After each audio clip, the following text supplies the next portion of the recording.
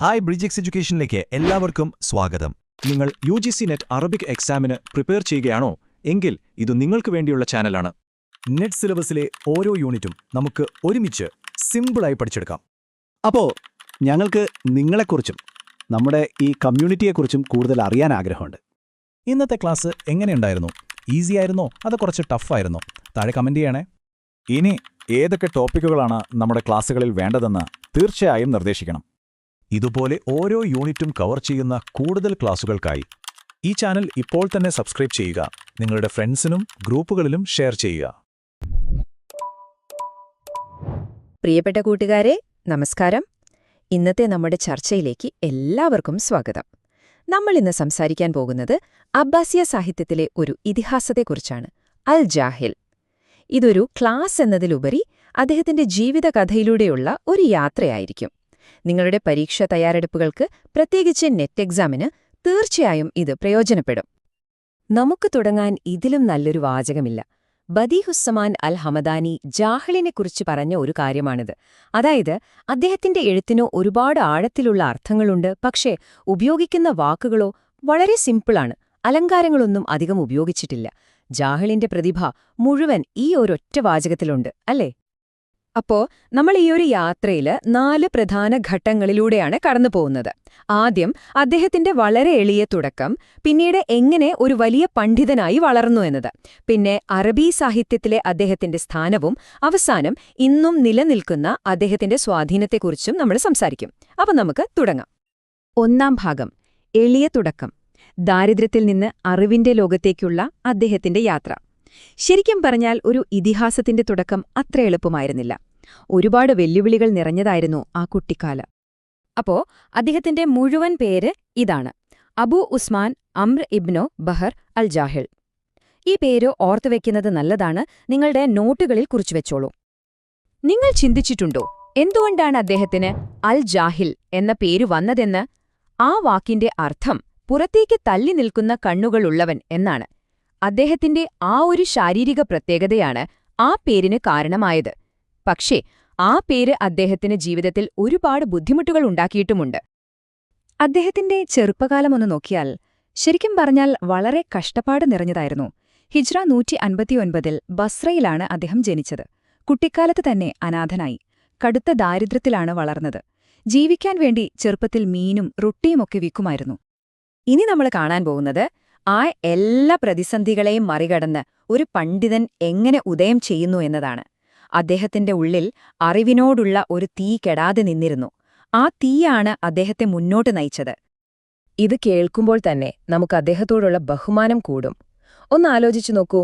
പുസ്തകങ്ങൾ വായിക്കാൻ വേണ്ടി മാത്രം രാത്രിയിലെ പുസ്തക കടകൾ വാടകയ്ക്കെടുക്കുക, എന്നിട്ട് നേരം വെളുക്കുവോളം അവിടെ ഇരുന്ന് വായിക്കുക. അറിവ് നേടാൻ എന്തൊരാവേശമായിരുന്നല്ലേ അദ്ദേഹത്തിന്! വെറുതെ വായിക്കുക മാത്രമല്ല, അദ്ദേഹം തന്റെ കാലത്തെ ഏറ്റവും വലിയ ജ്ഞാനികളെ തേടിപ്പിടിച്ചു. ഗ്രാമർ പഠിച്ചത് അൽ അക്ഫഷിൽ നിന്നാണ്, ഭാഷാശാസ്ത്രം അബൂ ഉബൈദ അൽ അസ്മയി എന്നിവരിൽ നിന്നും, പിന്നെ തത്വചിന്ത പഠിച്ചത് അബൂ ഇസ്ഹാഖ് അന്നല്ലാം എന്ന പണ്ഡിതനിൽ നിന്നും. ബാഗ്ദാദിലെ ഈ അറിവിന്റെ സദസ്സുകളാണ് ജാഹിലിനെ ജാഹിലാക്കി മാറ്റിയത്.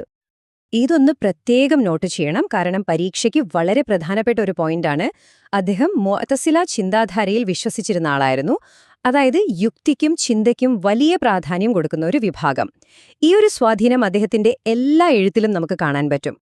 ഇനി നമ്മൾ എത്തുന്നത് കഥയുടെ ഏറ്റവും പ്രധാനപ്പെട്ട ഭാഗത്തേക്കാണ്.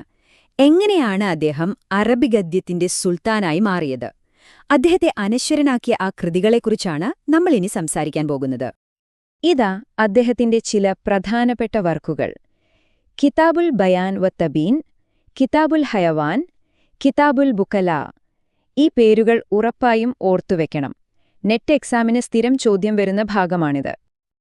അദ്ദേഹത്തിന്റെ 3 മാസ്റ്റർപീസുകൾ നമുക്ക് പെട്ടെന്നൊന്ന് നോക്കാം. കിതാബുൽ ബയാൻ വ തബീൻ എന്നത് പ്രധാനമായും പ്രസംഗകലയെയും സാഹിത്യത്തിലെ അലങ്കാരങ്ങളെയും കുറിച്ചുള്ളതാണ്. കിതാബുൽ ഹയവാൻ ഇത് വെറുമൊരു സോളജി പുസ്തകമാണെന്ന് കരുതരുത്. ഇതിനകത്ത് സാഹിത്യവും തത്വചിന്തയും തമാശയുമെല്ലാമുണ്ട്. പിന്നെ കിതാബുൽ ബുഖല, അതായത് പിശുക്കന്മാരെക്കുറിച്ചുള്ളൊരു പുസ്തകം. വളരെ രസകരമായ കഥകളിലൂടെ തമാശ കലർത്തി എഴുതിയ ഒരു സോഷ്യൽ സ്റ്റഡിയാണിത്. ജഹലിന്റെ എഴുത്തിന്റെ ഏറ്റവും വലിയ പ്രത്യേകത എന്താണെന്ന് ചോദിച്ചാൽ ഇതാണ്: അദ്ദേഹം അതുവരെ ആരും ചെയ്യാതെ ഒരു കാര്യം ചെയ്തു. ഗൗരവമേറിയ വിഷയങ്ങളെയും ജദ്, തമാശയെയും ഹസ്ല് ഒരുമിപ്പിച്ചു. യുക്തിയും തത്വചിന്തയും പറയുന്ന അതേ പേന കൊണ്ട് തന്നെ അദ്ദേഹം തമാശകളും നാടൻ കഥകളും എഴുതി. അറബി സാഹിത്യത്തിൽ അതൊരു വിപ്ലവം തന്നെയായിരുന്നു. അദ്ദേഹത്തിന്റെ ആ ഒരു ക്രിറ്റിക്കൽ മൈൻഡ് എത്ര ഷാർപ്പായിരുന്നു എന്നറിയാൻ ഈ ഒരു വാചകം മാത്രം മതി. ബഷാറും അബൂ നുവാസും ആശയം കൊണ്ടൊന്നാണ്, ആളുകൾ രണ്ടാണെന്ന് മാത്രം. രണ്ട് വലിയ കവികളെ എത്ര ലളിതമായാണ് അദ്ദേഹം ഒറ്റ വാചകത്തിൽ വിലയിരുത്തുന്നത്. ഇനി നമ്മൾ ഈ യാത്രയുടെ അവസാന ഘട്ടത്തിലേക്ക് കടക്കുകയാണ്. അദ്ദേഹത്തിന്റെ ലെഗസി. അദ്ദേഹത്തെക്കുറിച്ച് മറ്റുള്ളവരെന്തു പറഞ്ഞു, അദ്ദേഹത്തിന്റെ അവസാന നാളുകൾ എങ്ങനെയായിരുന്നു എന്നൊക്കെ നമുക്ക് നോക്കാം. ഇബ്നുൽ അമീദിന്റെ ഈ വാക്കുകൾക്ക് ഭയങ്കര ആഴമുണ്ട് കേട്ടോ. ജാഹിലിന്റെ പുസ്തകങ്ങൾ ആദ്യം പഠിപ്പിക്കുന്നത് യുക്തിയാണ്, അതിനുശേഷം മാത്രമാണ് സാഹിത്യം. വെറുതെ സാഹിത്യം പഠിപ്പിക്കല്ല, എങ്ങനെ ചിന്തിക്കണം, കാര്യങ്ങളെ എങ്ങനെ വിശകലനം ചെയ്യണം എന്ന് പഠിപ്പിക്കുകയാണ് ജാഹിലിന്റെ പുസ്തകങ്ങൾ എന്നാണ് അദ്ദേഹം പറയുന്നത്. ചരിത്രകാരനായ മസൂദി പറയുന്നത് നോക്കൂ, അദ്ദേഹത്തിന്റെ ബയാൻ വ തബീൻ എന്ന പുസ്തകമാണ് എഴുതിയതിൽ വെച്ച് ഏറ്റവും മഹത്തരമായതെന്ന്. കാരണം അതിലാണ് അദ്ദേഹം ഗദ്യത്തെയും പദ്യത്തെയും ഒരുമിച്ച് കൊണ്ടുവന്ന് ആശയങ്ങളെ വ്യക്തമാക്കുന്നതിനുള്ള ഒരു ശാസ്ത്രമാക്കി മാറ്റിയത്. അതായത് അദ്ദേഹം അന്നേ ഒരു തരം ലിറ്റററി ക്രിറ്റിസിസത്തിന് അടിത്തറ എന്ന് വേണമെങ്കിൽ പറയാം. അദ്ദേഹത്തിന്റെ ജീവിതത്തിലെ വളരെ വിഷമമുള്ള, പക്ഷെ നമ്മൾ തീർച്ചയായും അറിയേണ്ട ഒരു സംഭവമാണിത്. ഖലീഫ മുതവക്കൽ തന്റെ മകനെ പഠിപ്പിക്കാൻ വേണ്ടി ജാഹിലിനെ ക്ഷണിച്ചു. പക്ഷേ ജാഹിലിനെ നേരിട്ട് കണ്ടപ്പോൾ അദ്ദേഹത്തിന്റെ രൂപം കണ്ട് ഖലീഫ പീഡിച്ചുപോയി. അവസാനം അദ്ദേഹത്തെ തിരിച്ചയക്കുകയും 10,000 ദിർഹം പാരിതോഷികം നൽകുകയും ചെയ്തു. അദ്ദേഹത്തിന്റെ അറിവിനേക്കാൾ വലുതായി സമൂഹം അദ്ദേഹത്തിന്റെ രൂപത്തെ കണ്ടു എന്നതിന്റെ ഏറ്റവും വലിയ ഉദാഹരണമാണിത്. ജീവിതത്തിന്റെ അവസാന നാളുകളില് ഒരുപാട് യാത്രകൾ ചെയ്ത, ഒരുപാട് അറിവ് നേടിയ ആ ശരീരം തളർന്നുപോയി. അദ്ദേഹത്തിന് പക്ഷാഘാതം പിടിപെട്ടു. വാർദ്ധക്യത്തെക്കുറിച്ച് അദ്ദേഹം തന്നെ എഴുതിയ ഈ വരികൾ നോക്കൂ. ഇതിലൊരു സങ്കടമല്ല, മറിച്ച് ഒരു തരം ഫിലോസഫിയാണ് നമുക്ക് കാണാൻ കഴിയുന്നത്. ചെറുപ്പത്തിലേതുപോലെ ആകാൻ വയസ്സുകാലത്ത് നീ ആഗ്രഹിക്കുന്നുണ്ടോ? നിന്റെ മനസ്സ് നിന്നെ പറ്റിക്കുകയാണ്. പഴകിയ വസ്ത്രത്തിന് ഒരിക്കലും പുതിയ വസ്ത്രത്തിന്റെ കരുത്തുണ്ടാവില്ല. ജീവിതത്തിന്റെ യാഥാർത്ഥ്യത്തെ എത്ര ശാന്തമായാണ് അദ്ദേഹം നോക്കിക്കാണുന്നത്. അപ്പോ നമ്മൾ ഈ വിശകലനം നിർത്തുമ്പോൾ ഞാൻ നിങ്ങളുടെ മുന്നിൽ ഒരു ചോദ്യം വയ്ക്കുകയാണ്. നൂറ്റാണ്ടുകൾക്ക് മുൻപ് അബ്ബാസിയ കാലഘട്ടത്തിൽ ജീവിച്ച ഒരാൾക്ക് ഇന്നത്തെ നമ്മളെ എങ്ങനെയാണ് ചിന്തിക്കാനും എഴുതാനും പഠിപ്പിക്കാൻ കഴിയുന്നത്? ജാഹിലിന്റെ കൃതികൾ എന്തുകൊണ്ടാണ് ഇന്നും പ്രസക്തമായി നിലനിൽക്കുന്നത് എന്ന് ഈ ചോദ്യം നിങ്ങളെ ചിന്തിപ്പിക്കുമെന്ന് ഞാൻ കരുതുന്നു. നന്ദി. അപ്പോ നമ്മൾ പ്രധാന കാര്യങ്ങളൊക്കെ പറഞ്ഞു കഴിഞ്ഞു. ഇനി അടുത്ത സ്റ്റെപ്പ് എന്താണെന്ന് നോക്കിയാലോ? ഈ വിഷയത്തിലെ മെയിൻ പോയിന്റ്സ് ഒക്കെ നിങ്ങൾക്ക് ക്ലിയർ ആയിട്ടുണ്ടാകും അല്ലേ? അപ്പോ ഏറ്റവും പ്രധാനപ്പെട്ട ചോദ്യം ഇതാണ്: ഇനി എങ്ങനെ പഠനം മുന്നോട്ട് കൊണ്ടുപോകും?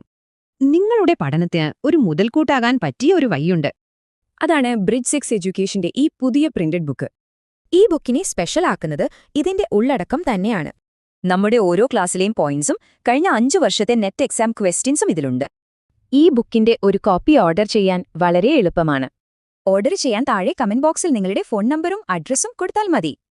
നിങ്ങളുടെ വിജയത്തിലേക്കുള്ള യാത്രയിലെ ഈ പുസ്തകം ഒരു വലിയ സഹായമാകട്ടെ. നിങ്ങളുടെ പഠനത്തിനും ശോഭനമായ ഭാവിക്കും എന്റെ എല്ലാവിധ ആശംസകളും. അപ്പോ അടുത്തൊരു വിഷയവുമായി നമുക്ക് വീണ്ടും കാണാം. Thank you.